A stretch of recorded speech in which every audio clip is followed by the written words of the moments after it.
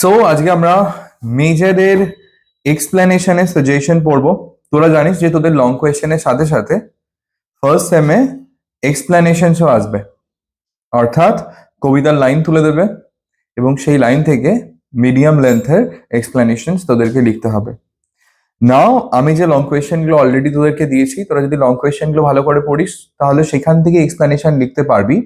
But still আমি কিছু important line তুলে তোদের কবিতাগুলো থেকে এক্সপ্লেনেশনস লিখে দিয়েছি, সো দ্যাট তোদের প্রিপারেশনটা আরো অনেক বেশি ভালো হয়। তো প্রথম দিন আজকে আমি ভেবেছিলাম একসাথেই সবকটা কবিতার এক্সপ্লেনেশন যদি পড়িয়ে দেওয়া যায়, বাট দেন ক্লাসটা অনেক লম্বা হয়ে যাবে। তাই জন্য আমি প্রথম পাঁচটা কবিতা থেকে কিছু সাজেস্টিভ এক্সপ্লেনেশন, অর্থাৎ প্রতিটা লাইন আলাদা আলাদা করে লিখিনি, যেইগুলো আমার ব্যক্তিগতভাবে মনে হয়েছে যে পরীক্ষায় আসার মতো, আমি সেই লাইনগুলোর এক্সপ্লেনেশনস তোদেরকে লিখে দিচ্ছি। বাকি যে কবিতার এক্সপ্লেনেশন গুলো হবে, যেগুলো আমি দেবো অ্যাজ আ সাজেশন, সেগুলোর কিন্তু কোনো ভিডিও আমি বানাতে দেবো না, ঠিক আছে? একটা ক্লাসের ভিডিও আমি বানাতে দিচ্ছি, যে যারা বাকিরা আছে তারাও পড়ুক, বাট এর পরের ক্লাসের কিন্তু কোনো ভিডিও আর হবে না, ঠিক আছে? সো আজকে ক্লাসটা শুরু করি। প্রথম পাঁচটা কবিতা major same one as a suggestion আমি তোমাদেরকে দিচ্ছি, এবং ওই সাজেশন গুলো যে এক্সপ্লেনেশন গুলো আমি প্রত্যেকটা বুঝিয়ে দিচ্ছি। তো প্রথমে আমাদের যে প্রথম কবিতা, which is loving in truth, যেটা ফিলিপ সিডনির লেখা অ্যাস্ট্রাভেলান্স স্টেলার সিকোয়েন্স থেকে নেওয়া হয়েছে। সেই কবিতার চারটে লাইন আছে, সেই চারটে লাইন তোদের জন্য খুব ইম্পর্টেন্ট। লাইনটা কি বলছে? I sought fit words to paint the blackest face of woe, studying inventions fine, her wits to entertain, oft turning others' leaves to see if thence would flow some fresh and fruitful showers upon my sunburned brain. Now, এই এক্সপ্লেনেশনটা বোঝানোর আগে আমি কবিতার মূল বিষয়বস্তুটা একবার তোদেরকে ছোট করে বলে দিই। এই কবিতাতে যে স্পিকার আছে, হি wants two right a poem. সেই স্পিকার, কবিতার যে বক্তা, সে কি করতে চায়? সে একটা কবিতা লিখতে চায়। কার জন্য কবিতা লিখতে চায়? Of course two Impress his beloved, নিজের যে প্রেমিকা তাকে ইমপ্রেস করার জন্য কবিতা লিখতে চায়। নাও কবিতা যে সে লিখতে চায়, but he does not acknowledge himself as a poet, সে নিজেকে কবি মানে না। যেমন আমাদের সবারই, if we want to impress our lover or beloved, আমরা যদি আমাদের প্রেমিকাকে ইমপ্রেস করতে চাই, we should or we can write a poem for her. কিন্তু কবিতা লেখা তো সবার পক্ষে সম্ভব নয়, সবকি বাস কি বাত নেই হ্যাঁ। তাই জন্য কবিরা অনেক সময় কি করে? কবিরা অনেক সময়তে অন্য কারো কবিতা, সেই কবিতা পড়ে সেইখান থেকে ওয়ার্ডস নেওয়ার চেষ্টা করে এবং সেইটা নিজের কবিতাতে লেখার চেষ্টা করে। নাও ইউজুয়ালি পোয়েটরা কি করে? অন্য কারো এক্সপ্লেনেশন, অন্য কারো কবিতা পড়ে এবং সেখান থেকে ইন্সপিরেশন নেওয়ার চেষ্টা করে, যে অন্য কারোর কবিতা পড়ে তারই নকল করে যদি কবিতা লেখা যায়। তো আমাদের যে পোয়েট, সেই পোয়েটও সেই চেষ্টাই করছে। আমাদের যে স্পিকার, সে চেষ্টা করছে যে আমি যদি অন্য কারো কবিতা পড়ে কিছু নিজের মতো করে লিখতে পারি। দেখো, I sought fit words to paint the blackest face of woe. I sought মানে হচ্ছে আমি খুঁজছি, ফিট ওয়ার্ডস মানে হচ্ছে প্রপার ওয়ার্ডস। আমি খুঁজছি proper words to paint the blackest face of woe. Now কবির মানে আমাদের স্পিকারের যে প্রেমিকা, সেই প্রেমিকা অন্য কারো বউ, ঠিক আছে? হ্যাঁ, তো যদি কোনো মেয়েকে রাজি করাতে হয়, আর যদি কোনো মেয়েকে তোমার ভালোবাসা বোঝাতে হয়, তাহলে সবার আগে তোমায় বোঝাতে হবে যে তাকে না পাওয়ার জন্য তোমার মনে দুঃখ কতটা। এই যে ব্ল্যাকেস্ট ফেস অফ ও, দেখ ও মানে দুঃখ, আর ব্ল্যাকেস্ট ফেস মানে কালো মুখ, অর্থাৎ আমার যে দুঃখ তার কালো মুখটাকে আমি আঁকতে চাই। এবং সে আঁকার জন্য আমার কি দরকার? আঁকার জন্য মানে হচ্ছে তিনি কবিতার মাধ্যমে আঁকতে চান। কবিতা আঁকার জন্য বা আমার মনের দুঃখটাকে প্রপারলি এক্সপ্লেইন করার জন্য আমার চাই কিছু প্রপার শব্দ, এবং এই প্রপার শব্দগুলো আমি খুঁজছি। স্টাডিং ইনভেনশনস ফাইন, হার উইটস টু এন্টারটেইন। আমি ইনভেনশন মানে হচ্ছে অন্য মানুষের কবিতা, আমি অন্য মানুষের কবিতা পড়ছি যাতে করে আমি আমার যে প্রেমিকা, যাকে আমি ভালোবাসি, তাকে খুশি করতে পারি। অন্য কারো কবিতা পড়ে সেখান থেকে ওয়ার্ডস অ্যান্ড লাইনস নিয়ে আমি কবিতা লিখতে চাই যাতে আমি আমার প্রেমিকাকে খুশি করতে পারি, তাকে দেখাতে পারি যে তাকে না পাওয়ায় আমার মনে কতটা দুঃখ। অফটেন টার্নিং আদার্স লিভস, এখানে লিভস মানে পাতা, পাতা মানে গাছের পাতা নয়, বইয়ের পাতা, কবিতা লেখা আছে যেই পাতাতে সেই পাতা। বলছে আমি অন্যদের পাতা আওড়াচ্ছি, মানে অন্য কবিতা, মানে কবিদের কবিতা পড়ছি। To see if thence would flow, এইটা দেখার জন্য যে যদি অন্যদের কবিতা পড়ে আসে, কি আসে, some fresh and fruitful showers আপন মাই সানবার্ন ব্রেইন। নাও এইখানে সানবার্ন ব্রেইন, এই টার্মটা খুব গুরুত্বপূর্ণ। দেখো সানবার্ন মানে হচ্ছে সূর্যের আলোয় যেটা একেবারে কি বলবো, ফার্টাইল থেকে ইনফার্টাইল হয়ে গেছে, অনুর্বর হয়ে গেছে। আচ্ছা অনুর্বর জমিতে কি কৃষিকাজ করা সম্ভব? সম্ভব নয় তো। তেমন ভাবেই যদি ব্রেনটা অনুর্বর হয়, মানে তোমার মাইন্ড যদি অনুর্বর হয়, সেখান থেকে কি ভালো ওয়ার্ডস বেরোবে? বেরোবে না। তাই জন্য আমি অন্য কারো ইনভেনশন, অন্য কারো কবিতা পড়ার চেষ্টা করছি।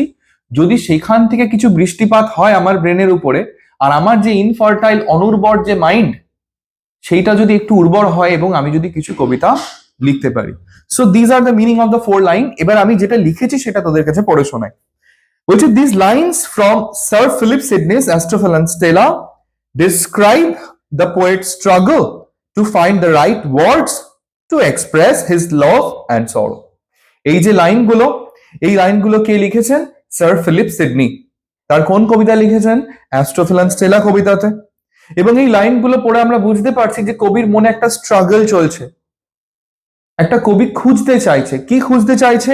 The right words, he wants to find the right words, ঠিকঠাক শব্দগুলো খুঁজতে চাইছে, যেই শব্দ দিয়ে সে এক্সপ্রেস করতে পারবে কি, হিজ লাভ অ্যান্ড সরো, তার ভালোবাসা এবং তার বেদনা। তাহলে এই যে লাইনগুলো, এই লাইনগুলোতে স্যার ফিলিপ সিডনি তার প্রেমিকাকে দেখাতে চাইছে যে তার মনে, মানে ফিলিপ সিডনির মনে তার প্রেমিকার জন্য কত ভালোবাসা আছে, কত বেদনা আছে তাকে না পাওয়ার। কিন্তু আমার ভালোবাসার বেদনা দুটো দেখাতে গেলেই আমার কি চাই? আমার ফিট ওয়ার্ডস, মানে আমার যথাযথ শব্দ চাই, যে শব্দগুলো আমার মনের দুঃখ, আমার মনের ভালোবাসাকে এক্সপ্রেস করতে পারবে। Now the poet seeks, seeks মানে খোঁজা, কবি খুঁজছে ফিট ওয়ার্ডস, প্রপার শব্দ, to depict his extreme sadness, তার মনের যে বেদনা। এক্সট্রিম স্যাডনেস মানে ভীষণ বেদনা। এখন আমার প্রেমিকা যদি অন্য কারো বউ হয়, ঠিক আছে, সেক্ষেত্রে আমার মনের যে দুঃখ, সেই দুঃখের আর সীমা থাকবে না। তাহলে আমার মনের যে বেদনা, সেই বেদনাকে এক্সপ্রেস করার জন্য আমার কি দরকার? আমার দরকার প্রপার ঠিকঠাক শব্দ, যথোপযুক্ত শব্দ।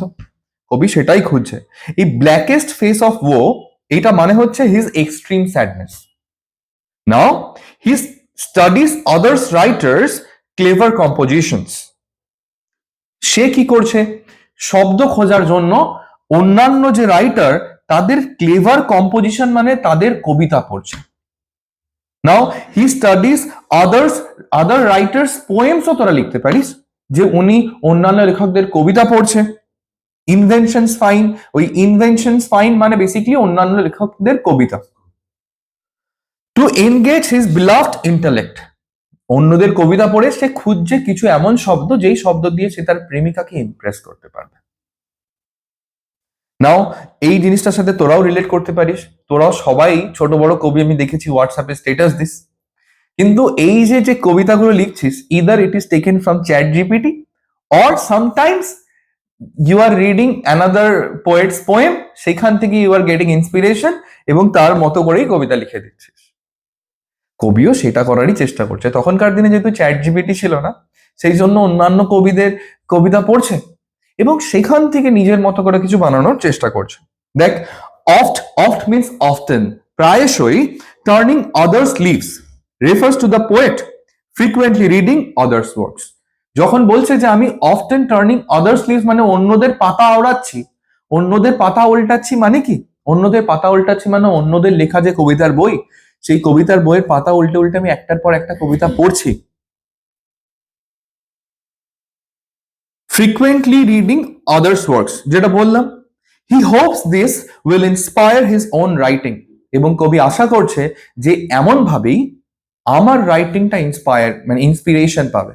অর্থাৎ অন্য কবিদের লেখা পড়ে হয়তো আমার রাইটিংটা ইন্সপিরেশন পাবে।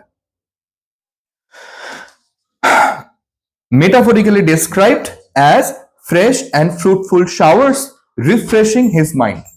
এই যে fresh and fruitful showers, shower মানে তো বৃষ্টি, অর্থাৎ অন্য কারো কবিতা পড়ে যদি আমার ইনফার্টাইল ব্রেন, আমার অনুর্বর যে মন, আমার অনুর্বর যে মাইন্ড, সেইখানে যদি অন্য মানে ভালো ভালো শব্দের বৃষ্টি হয়, কবির এটাই চেষ্টা। The sunburned brain suggests the poet's mental exhaustion from his intense efforts to compose. কবি নিজের ব্রেনকে, নিজের মাইন্ডকে কেন সানবার্ন ব্রেন বলছে? যে রোদ্রে পোড়া ব্রেন। দেখ, রোদ্রে পোড়ার ল্যান্ড হয়, এবারে যদি কোনো ল্যান্ড রোদ্রে পুড়ে যায়, সেই ল্যান্ডে চাষবাস হবে না।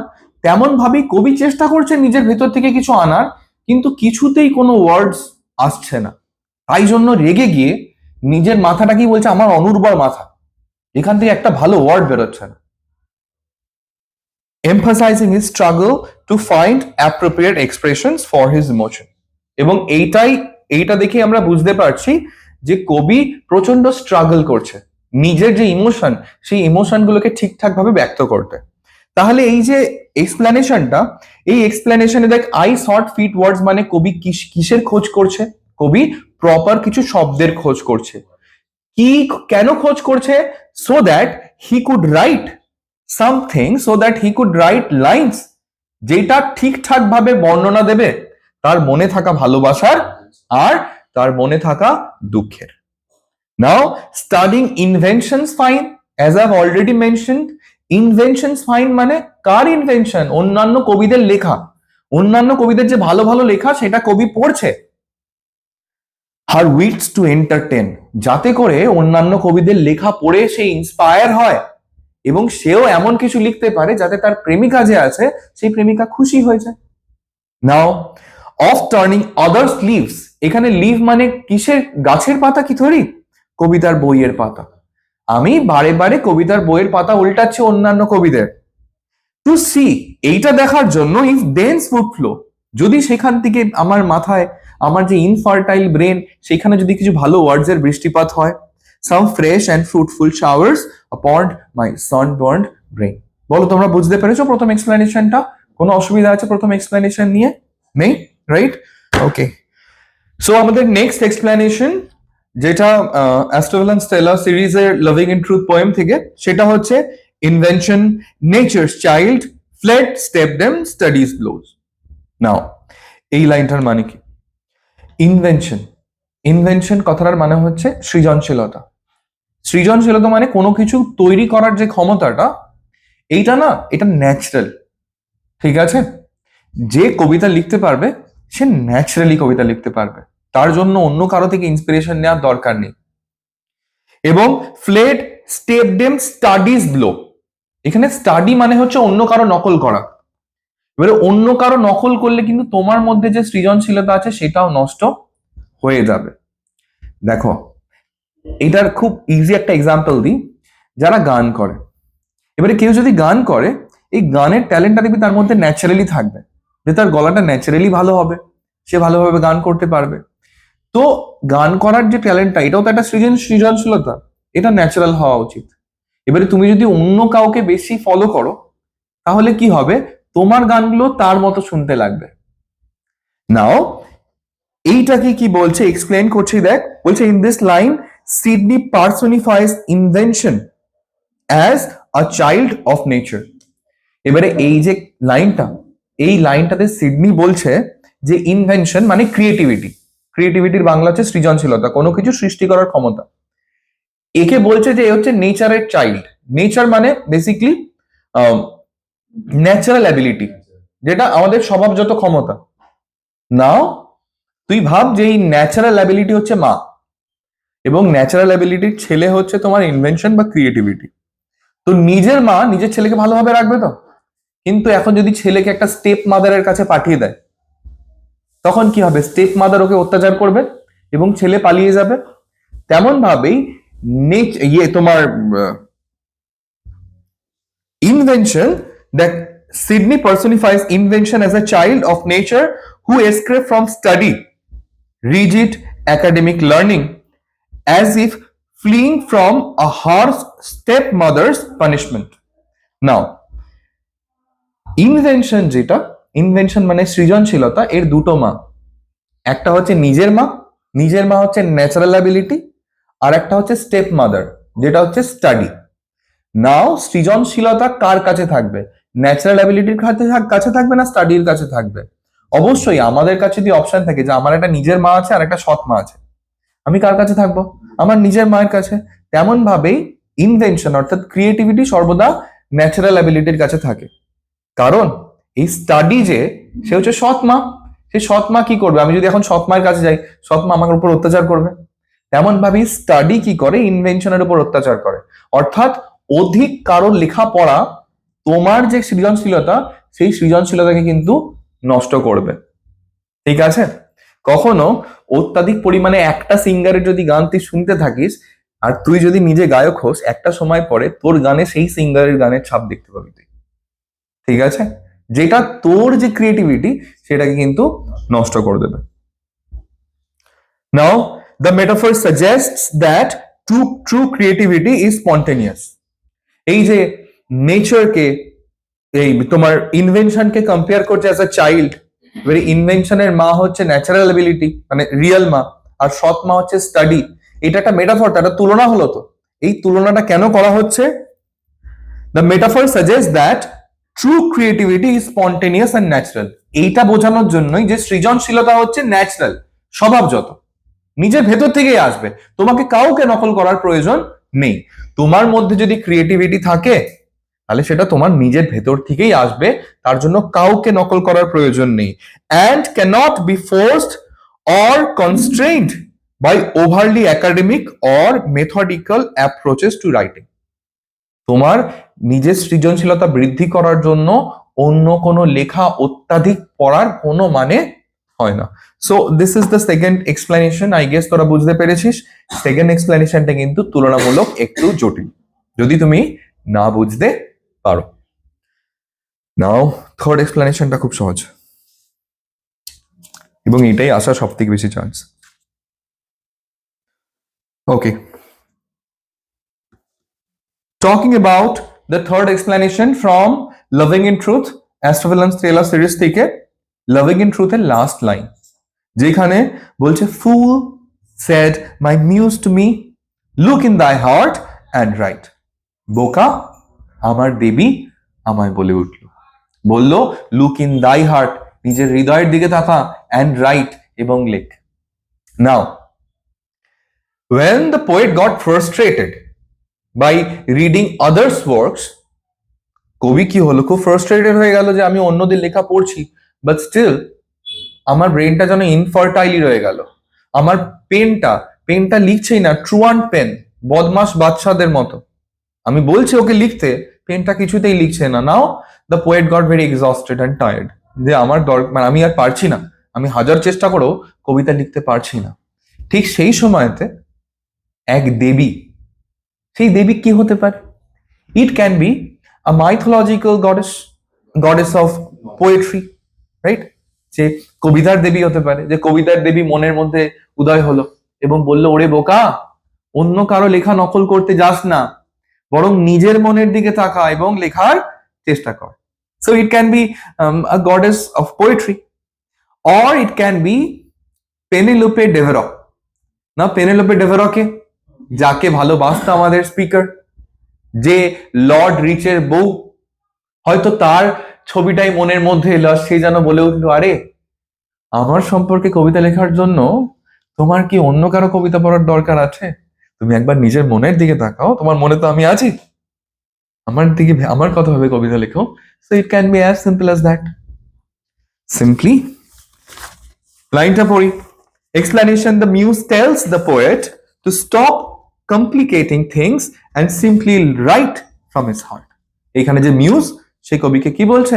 যে তুমি সবকিছু এত জটিল করো না, সবার লেখা পড়ে কবিতা লেখাটাকে এত জটিল করো না, just look into your heart, নিজের হৃদয়ের দিকে তাকাও, এন্ড রাইট এবং কবিতা লেখো। কি পয়েন্টস? স্টপ ওভার থিঙ্কিং, কবিতা লেখার সময় you should not over think.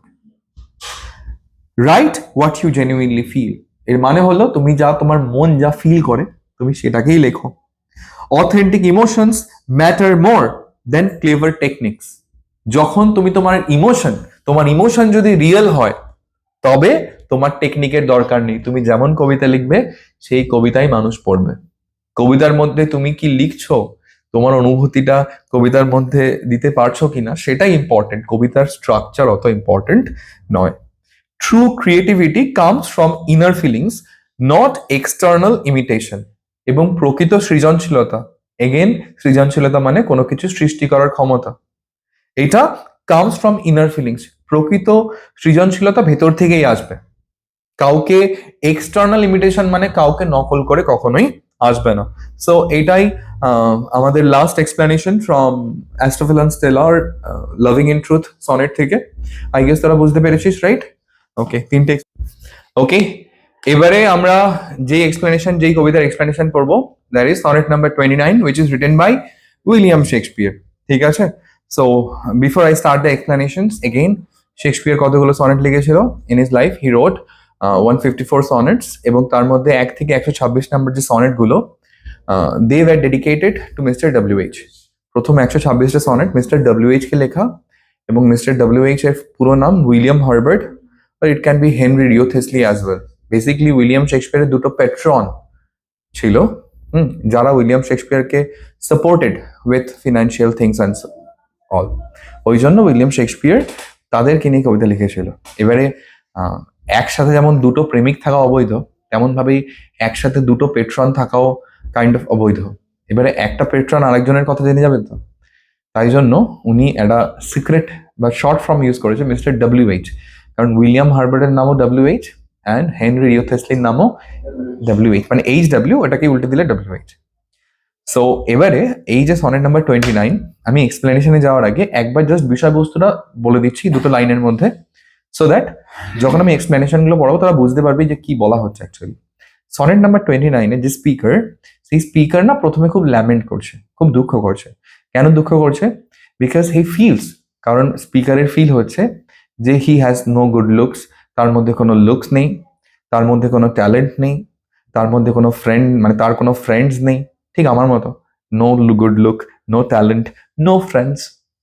নাও এইসব যখন কিছু না থাকবে তখন কি হবে? তখন মনে অনেক দুঃখ হবে, ঈশ্বরের কাছে কান্না করে বলবো যে তুমি একে ওই দিয়েছো, ওকে এই দিয়েছো, আমার বেলাতে কিছু নেই।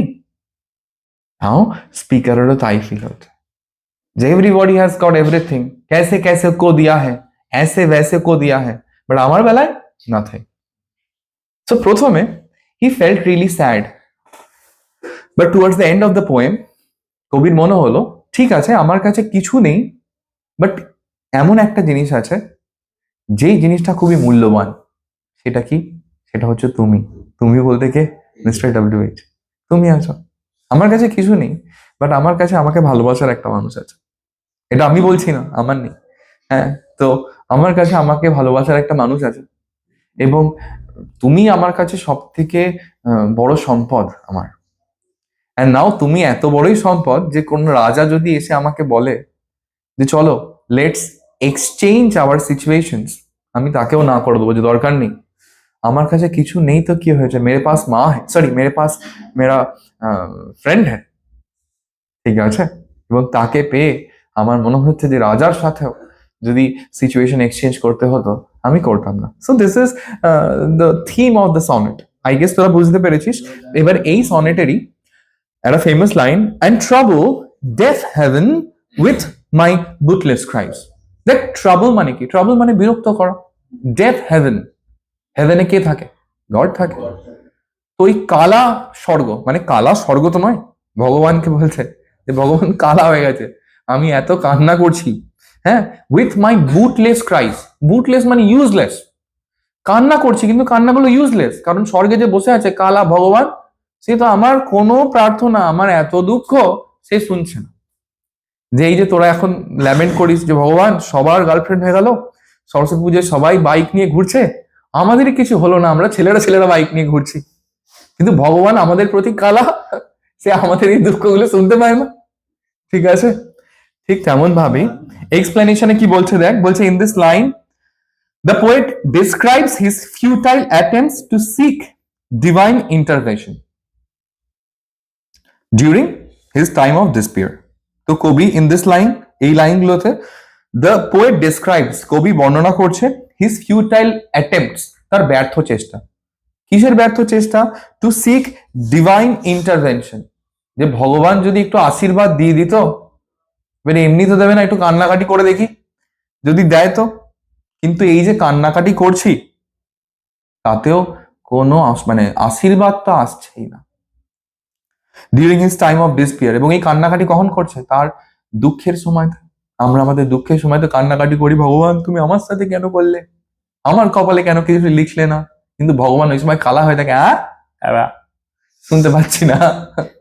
নাও death heaven suggests that his pleas are going unheard.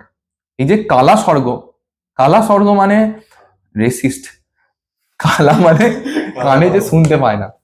নাও কালা স্বর্গ কেন? কারণ স্বর্গ থেকে কেউ জবাব দিচ্ছে না এত কান্নার। সামওয়ান ওয়াজ টেলিং মি, এই কবিতাটা ডিসকাস করার সময়, যে এত কান্না করলে আমার বিষাক্ত এক্স গার্লফ্রেন্ড আমায় জবাব দিয়ে দিত, কিন্তু স্বর্গ থেকে একটা জবাব আসছে না। While bootless cries means his complaints are useless and will achieve nothing. এবং bootless cries, useless cry, এই যে কান্নাকাটি করছি, সেই কান্নাকাটিগুলো কেমন? ইউজলেস। কারণ এই কান্নাকাটি করে আমি কিছুই পাবো না স্বর্গ থেকে। যে ভগবান খুশি হলো, যা দিয়ে দিলাম তোকে ট্যালেন্ট, হচ্ছে না। So did you understand the meaning of this line? This is very easy, right? But পরীক্ষায় ততটা ইম্পর্টেন্ট এই লাইনটা। ওকে, নেক্সট যে লাইনটা, for thy sweet love remembered such well brings that then I scorn to change my state with kings. Now this is a couplet, the last two lines of William Shakespeare's sonnet number 29. William শেক্সপিয়ারের sonnet number 29 এর last দুটো line হচ্ছে এটা, for thy sweet love remembered such well brings. দেখো, for thy means your, sweet love মানে মিষ্টি ভালোবাসা, remembered মানে মনে পড়া, such well brings যখন। ওকে, এবারে যে কবিতার এক্সপ্লেনেশন আমরা পড়বো, এইটা তোদের সিলেবাসের আমার সব থেকে favourite Kabita.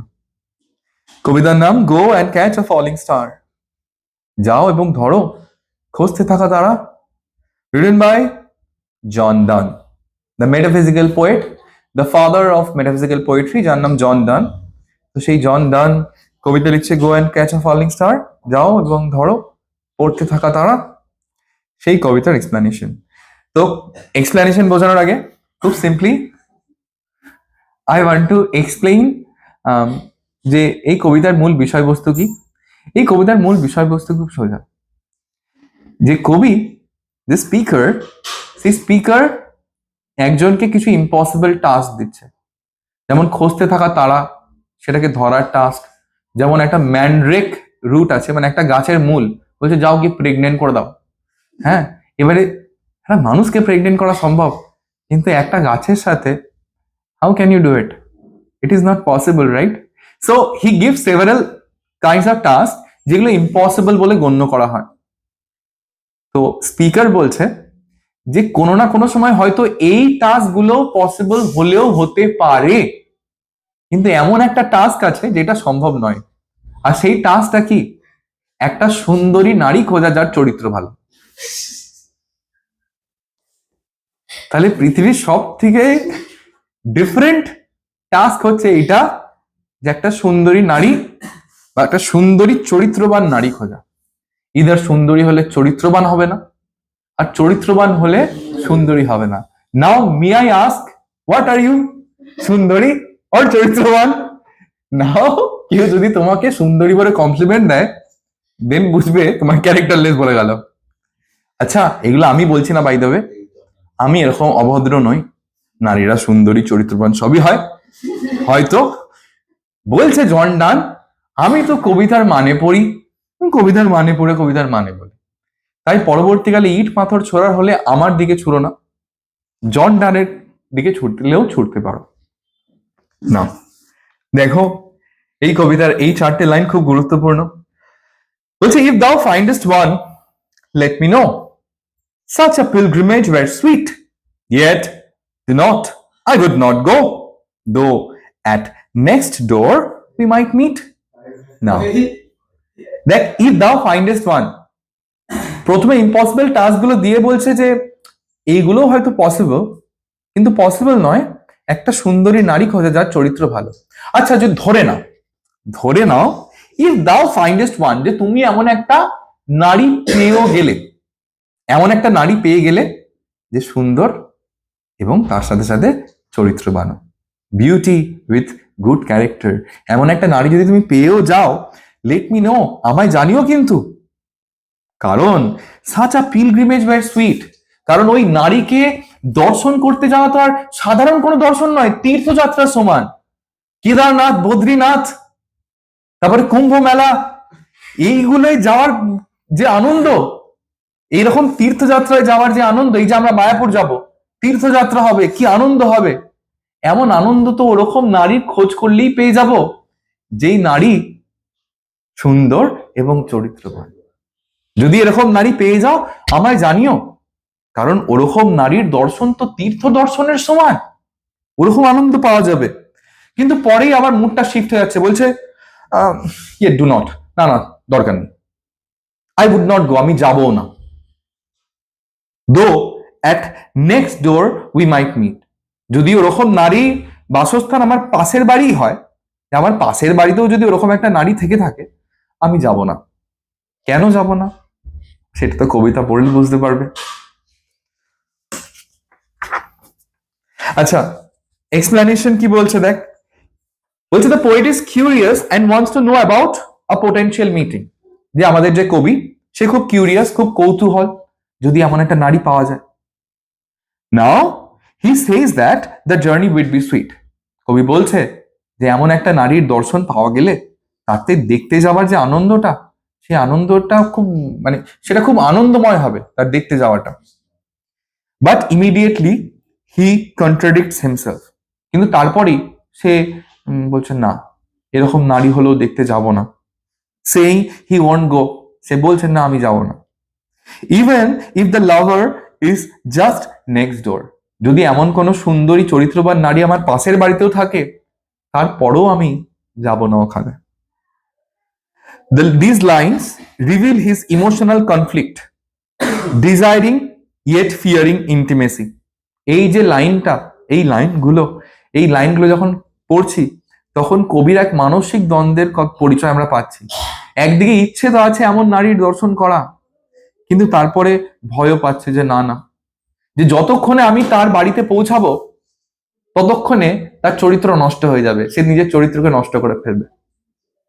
wanting connection but hesitating to take the final step, সে চায় যে এমন একটা নারীর সাথে সম্পর্ক আমি তৈরি করি, কিন্তু তারপরে হেজিটেট করছে, না বাবা দরকার নেই, থাক।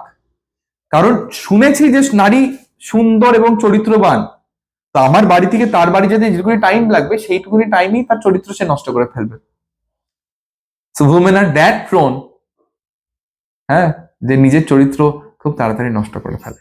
এবারে আমি একদম এসব বলছি না, জন ডান বলছে, আমি তো শুধু পড়াচ্ছি। সো এইটা আমাদের কবিতার ইম্পর্টেন্ট লাইন। আই গেস তোরা বুঝতে পেরেছিস। এখান থেকে আমি জাস্ট একটা এক্সপ্লেনেশন দিয়েছি যেটা আমার ব্যক্তিগতভাবে মনে হয়েছে important. Did you understand? Okay, এবার আমরা যেই কবিতার এক্সপ্লেনেশন পড়বো সেই কবিতার নাম on his blindness. Okay, on his blindness যে কবিতাটা, this is a kind of serious poem. যেমন আগের কবিতাটা একটুখানি মজার ছিল, এই কবিতাটা is a kind of serious. কেন serious? Because on his blindness যখন যিনি লিখছেন তার নাম John Milton. By the way, John Milton সম্পর্কে সব থেকে ইম্পর্টেন্ট জিনিস সেটা হচ্ছে, আমাদের লাস্ট ইউটিউব ভিডিওতে তোরা যদি দেখে থাকিস, জন মিল্টনের লেখা প্যারাডাইস লস্ট বুক 1 আমি পড়িয়েছি, যেটার video is also in YouTube as well. তো ইংরেজি সাহিত্যের লেখা সব থেকে ইম্পর্টেন্ট এপিক মহাকাব্য, যার নাম প্যারাডাইস লস্ট, যেটার মোট 12টা বই আছে, 12টা খণ্ড আছে, তার মধ্যে প্রথম খণ্ডটা আমি পড়িয়েছি। তো এই প্যারাডাইস লস্ট লেখা জন মিল্টনের। জন মিল্টন নিজের জীবনে সব থেকে বেশি বিখ্যাত যেই মহাকাব্যের জন্য, সেই মহাকাব্যের নাম প্যারাডাইস লস্ট। এবং আমি সবাইকে বলবো ইউ মাস্ট ওয়াচ ইট, ঠিক আছে? Hell lot of knowledge you will get, প্রচুর নলেজ তুমি পেয়ে যাবে। তো যাই হোক, আজকে আমাদের বিষয়বস্তু তো প্যারাডাইস লস্ট নয়, অন হিজ ব্লাইন্ডনেস। এবং এই অন হিজ ব্লাইন্ডনেস যখন স্পিকার লিখছে না, জন মিল্টন যখন লিখছে হি গট ব্লাইন্ড, ঠিক আছে, সে অলরেডি ব্লাইন্ড হয়ে গেছে।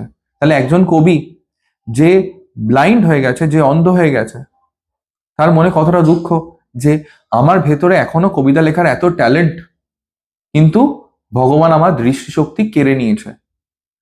এবার আমি কি করে লিখবো? আমি তো লিখতে পারছি না, কারণ ভগবান তো আমার দৃষ্টিশক্তি কেড়ে নিয়েছে।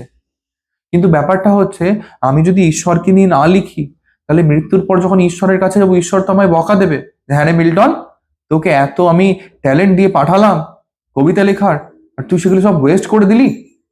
তাহলে আমি এখন করবো তো করবোটা কি? এইটা হচ্ছে আমাদের কবিতার মূল দ্বন্দ্ব, ঠিক আছে। নাও এই কবিতার important line, when I consider how my light is spent, এর মানে হচ্ছে before half my days in this dark world and wide, and that one talent which is death to hide lodged with me useless though my soul more bent. এই লাইনগুলো speaker John Milton himself. সে বলছে, when I consider, আমি যখন ভাবি, how my light is spent, আমার আলো কিভাবে খরচা হয়ে গেল। আলো খরচা হয়ে যাওয়া মানে বেসিক্যালি হচ্ছে এই যে চোখের আলো, চোখের আলো খরচ হয়ে গেছে, আর দেখতে পাচ্ছি না।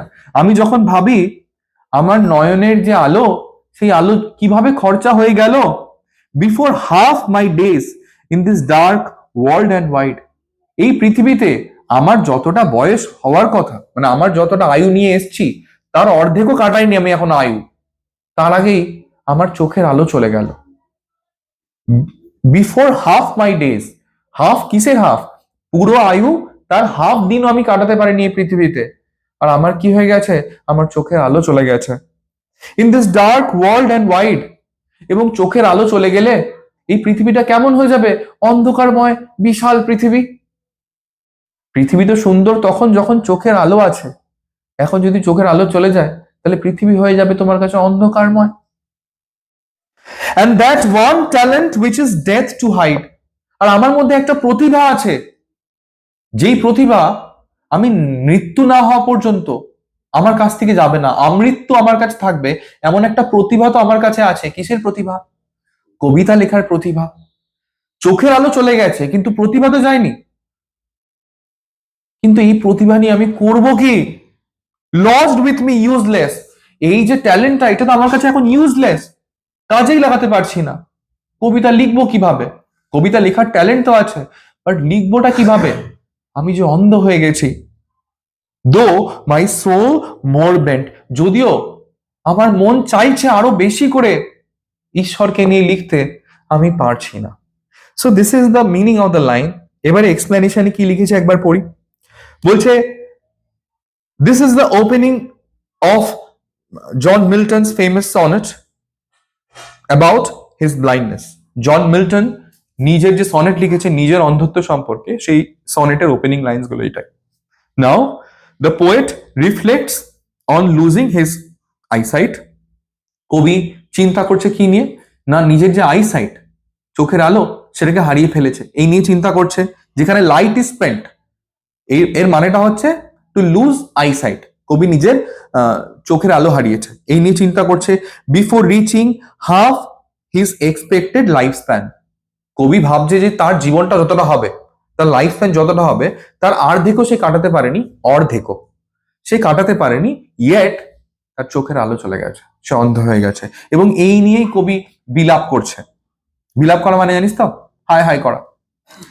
হি ফিলস হিজ পোয়েটিক ট্যালেন্ট, যেটা হচ্ছে creative ability.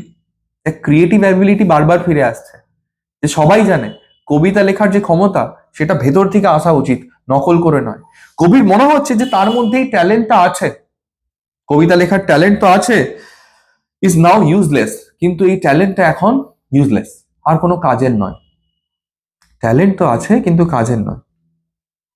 Despite his soul's continued desire to create, যদিও তার হৃদয় কিন্তু এখনো চাইছে যে কবিতা লিখি, হৃদয় চাইছে কবিতা লিখি, ট্যালেন্টও আছে, কিন্তু নেই কি? নেই চোখ। যেমন ভাবে তুষারের হৃদয় চাইছে প্রেমের কবিতা লিখি, তুষারের হৃদয় চাইছে বাইকে করে গার্লফ্রেন্ডকে ঘুরে নিয়ে যায়, কিন্তু নেই কি? গার্লফ্রেন্ড। তেমন ভাবেই মিল্টনেরও ইচ্ছে আছে, ট্যালেন্ট আছে, শুধু চোখের আলো নেই। কি interpretation, Milton is grappling with his sudden blindness. এই যে হঠাৎ করে অন্ধ হয়ে গেছে, সেই নিয়ে সে তার বেদনার প্রকাশ করছে, বেদনার juice. He feels his creative potential is now trapped or wasted. মিল্টনের ফিল হচ্ছে যে আমার যে ক্রিয়েটিভ পোটেনশিয়াল মানে হচ্ছে কি বলবো, কোনো কিছু করার যে ক্ষমতা, এন্ড ক্রিয়েটিভ মানে সৃজনশীলতা, যে আমার যে লেখার ক্ষমতাটা সেইটা না আটকে পড়েছে। ইট ইজ ওয়েস্টেড, এটা নষ্ট হয়ে গেছে। আমি লিখতে তো পারবো, ট্যালেন্ট তো আছে, but how can I right when I am blind? His inner passion remains strong, যদিও তার মনের যে ইচ্ছেটা সেটা কিন্তু এখন একদম শক্তপোক্ত। Even as his physical ability diminishes, যদিও তার যে দৈহিক ক্ষমতা সেটা নষ্ট হয়ে গেছে। যে দেহ দিচ্ছে না, শরীর দিচ্ছে না, কিন্তু মন চাইছে। এরকম অনেক কিছুই আছে, শরীর দেয় না কিন্তু মন চায়। তেমন ভাবেই মিল্টনের ক্ষেত্রে কবিতা লেখা, যে চোখ তো নেই, লিখবো কি করে যদিও মন চাইছে। The lines express profound frustration with his physical limitation. Now এই যে লাইনগুলো এক্সপ্রেস করছে his profound frustration, তার গভীর বিরক্তি। কি নিয়ে বিরক্তি? with his physical limitation, তার যে দৈহিক লিমিটেশন, যে তার অন্ধত্ব নিয়ে তার যে বিরক্তি, সেই বিরক্তির প্রকাশ কিন্তু এই লাইনগুলো ঘটাচ্ছে। Did you understand? কোথাও কোনো problem? Okay, next. Now these are the concluding lines আমাদের on his blindness. Thousands at his beating speed and post over land and ocean without rest. They also serve who only stand and wait. Now thousands মানে হাজারো, তাদের কথা বলা হচ্ছে, হাজারো angels at his beating speed, তার এক আদেশে speed and post over land and ocean without rest.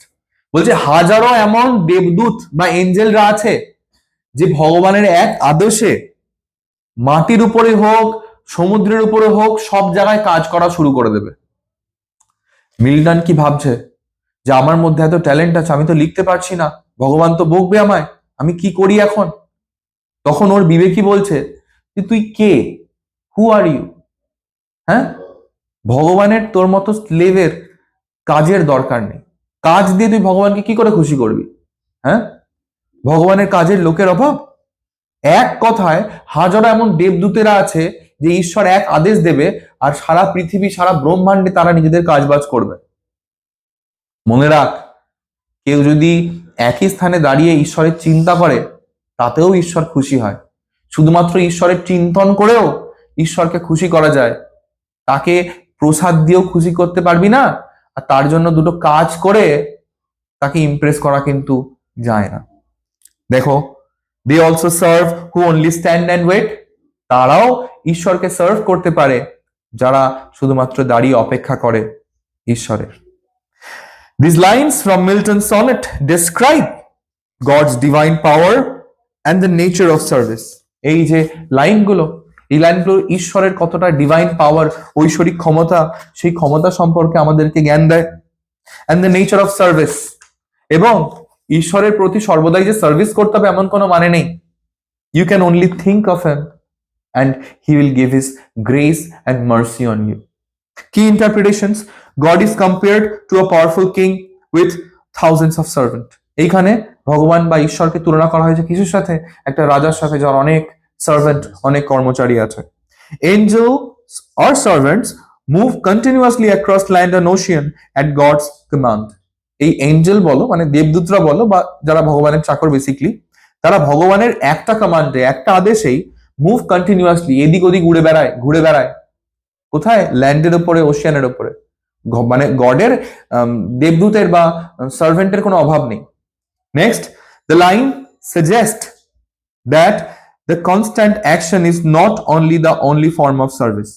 এই লাইনগুলো কিন্তু একটা কথা বলছে যে ভগবানের প্রতি কন্টিনিউয়াস অ্যাকশন করে যেতে হবে না, অর্থাৎ তোমাকে চিরকালীনই কিছু না কিছু করেই যেতে হবে ঈশ্বরকে খুশি করার জন্য, এমন কোনো মানে নেই। হ্যাঁ, যে ভগবান আমি তোমাকে সন্দেশ দিয়ে পুজো দিতে পারলাম না, এর মানে ভগবান খুশি হবে না এমন কোনো দরকার নেই, তোমার সন্দেশ তুমি খাও ভাই, ভগবানের দরকার নেই। He has so many. Now they also serve who only stand and wait means patience and acceptance are equally valuable forms of serving God.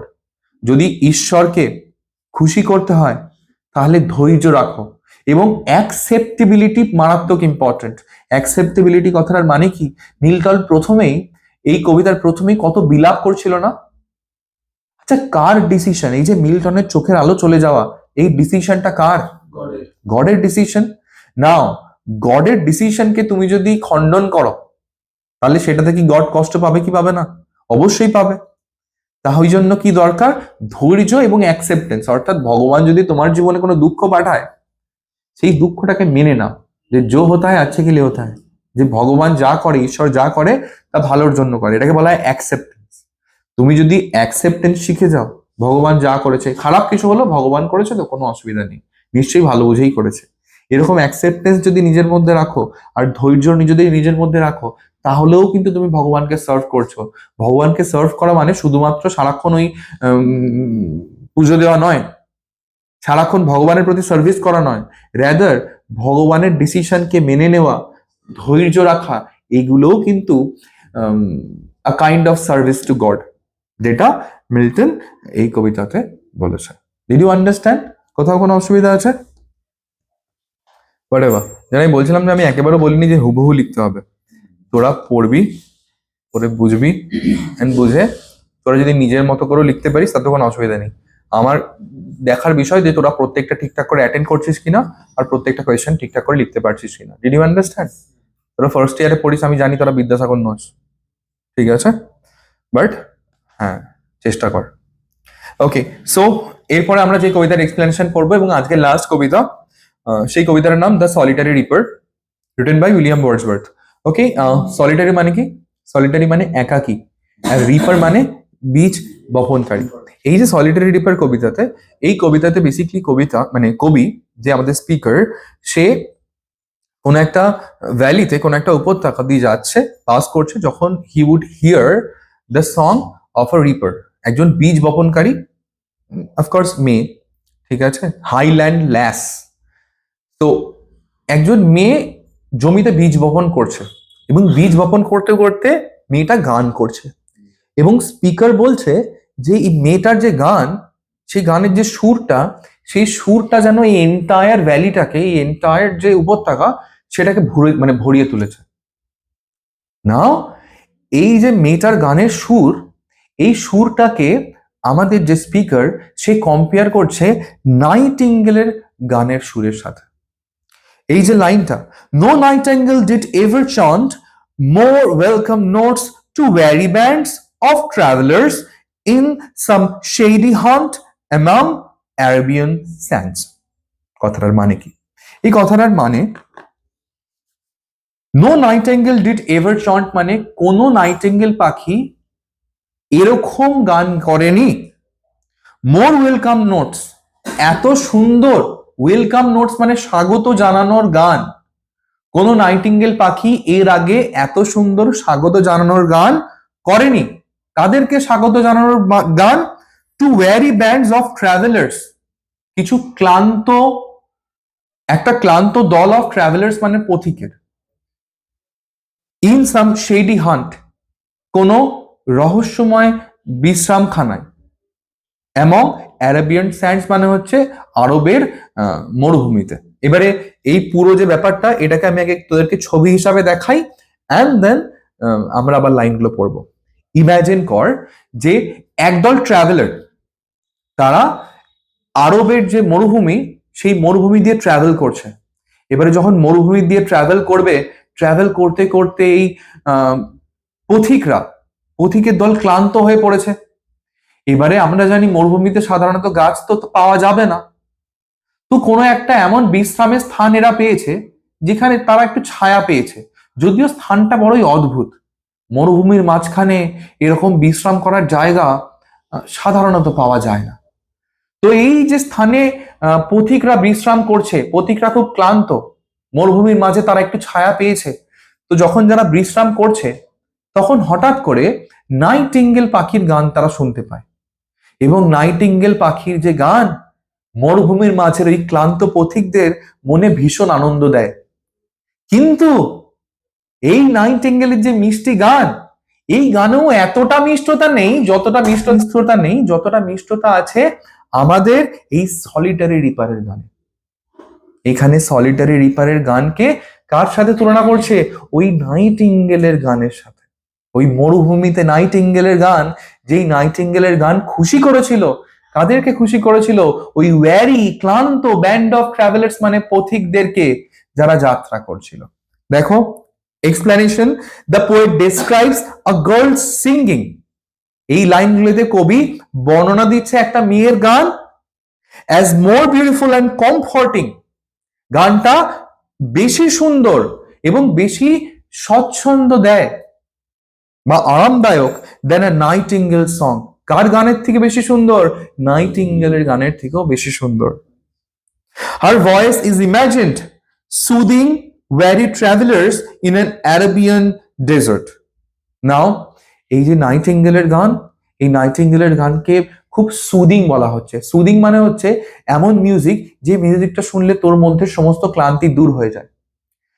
আমি যখন খুব ক্লান্ত হয়ে যাই, সারাদিন পরে কখনো যদি খুব ক্লান্ত হয়ে যাই, আমি স্পটিফাই বলে একটা অ্যাপ আছে, সেই স্পটিফাই অ্যাপতে মিডিয়েভাল মিউজিক বা মিডিয়েভাল পিয়ানো বলে সার্চ করি বা বুদ্ধিস্ট মিউজিক বলে সার্চ করি, এবং যে ইনস্ট্রুমেন্টাল মিউজিক গুলো, সেই মিউজিকটাকে অন করে দিই অ্যান্ড দেন নিজের ঘরে নিজের কাজ করি।